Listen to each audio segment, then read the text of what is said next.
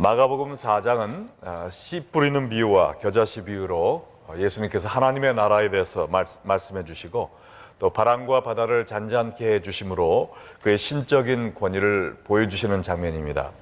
또 5장은 귀신 들린 사람과 혈루증 걸린 여인을 고쳐주시고 죽은 야이로의 딸을 살려주시는 기적이 나와 있고요.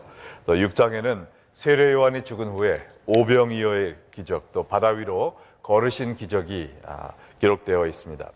그 중에서 오늘 마가복음 4장 30절로 32절을 통해서 겨자씨와 하나님의 나라라는 제목으로 잠시 묵상하기를 원합니다. 우리 함께 읽어볼까요? 또 이르시되 우리가 하나님의 나라를 어떻게 비교하며 또 무슨 비유로 나타낼까?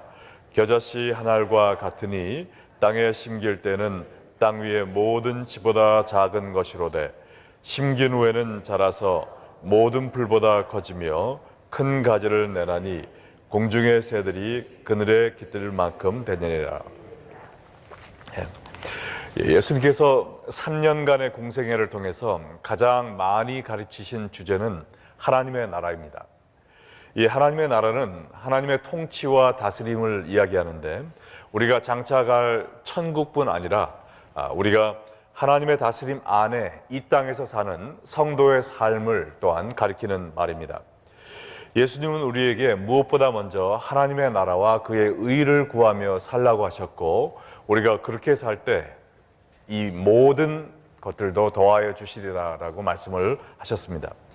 우리가 이 세상의 우선권을 두고 살 때 하늘의 것뿐 아니라 이 땅의 것도 놓치게 되지만, 우리가 저 하늘의 또 하나님의 나라를 먼저 추구하는 삶을 살 때 우리에게 영육간에 필요한 모든 것을 다 채워주시고 참된 기쁨과 만족이 있는 복된 삶을 살게 해줄 줄로 믿습니다. 자, 그러면 하나님의 나라를 위해 산다는 것이 무슨 뜻일까요? 예수님은 오늘 본문을 통해서 하나님의 나라는 땅에 심기운 작은 겨자씨 같은데, 땅에 심기울 때는 눈에 보이지도 않을 만큼 작은 씨앗이지만 일단 심겨진 후에는 쑥쑥 자라서 큰 나무가 되어서 하늘의 새들이 그 나무 그늘에 쉬면서 지저귀게 될 것이다 라고 말씀을 하셨습니다. 이 말씀을 통해서 우리가 하나님의 나라에 대한 세 가지 중요한 진리를 배울 수가 있는데요. 첫 번째는 하나님의 나라는 작은 것에서 시작된다는 것입니다. 겨자씨의 크기가 여러분 얼마나인지 아세요? 쌀 한 톨의 10분의 1밖에 되지 않습니다. 자세히 보지 않으면 눈에 보이지도 않을 정도로 작은 씨앗이지만 1년 후에는 이 씨앗이 1.5m 크기의 나무로 성장한다는 겁니다. 또 종자에 따라서 어떤 때는 3m에서 5m 정도의 큰 나무가 된다는 것이죠. 이처럼 하나님의 나라도 미약하게 시작을 하지만 나중에는 창대하게 된다는 것입니다.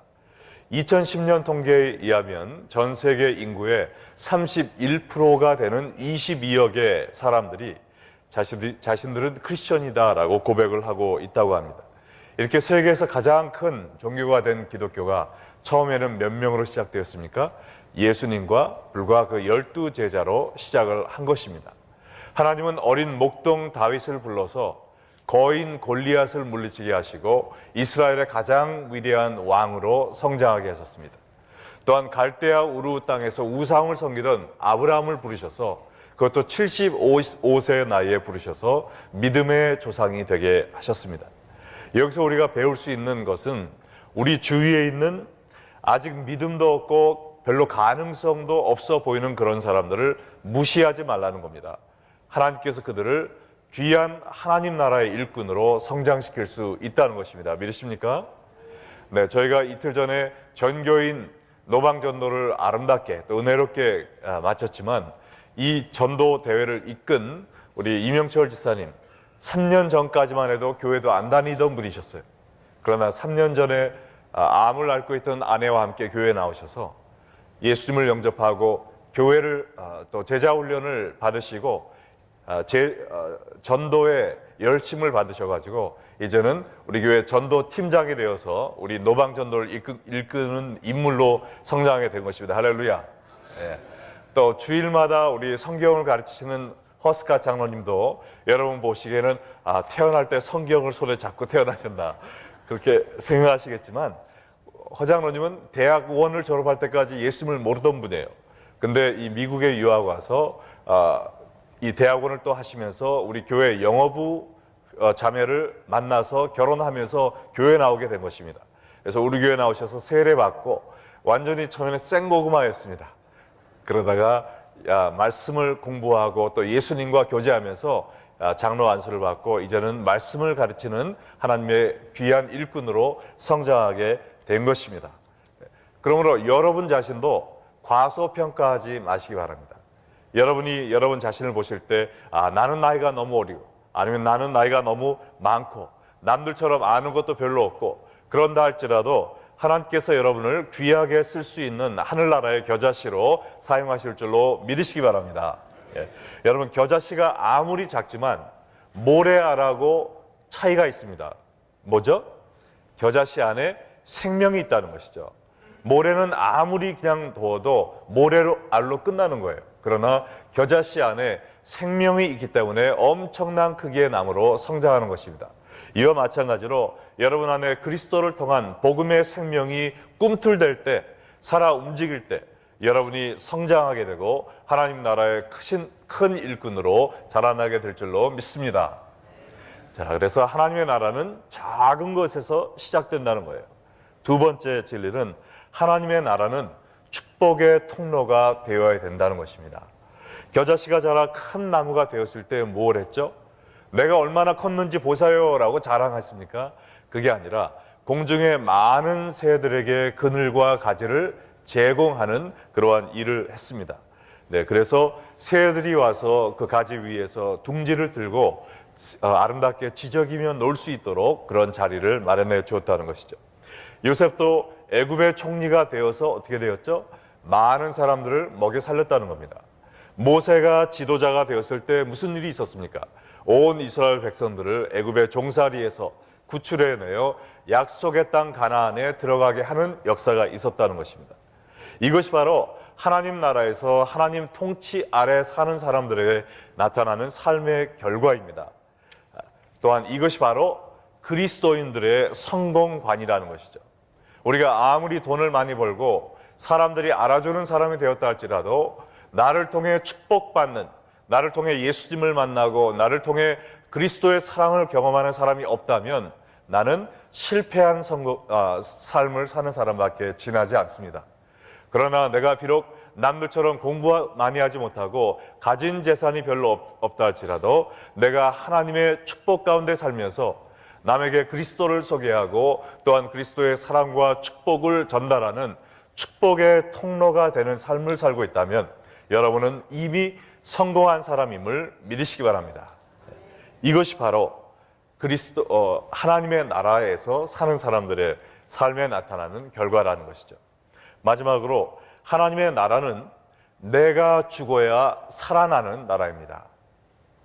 작은 겨자씨가 큰 나무가 되어 새들이 깃들 수 있는 가지와 그늘을 제공하기 전에 먼저 무엇이 필요했습니까?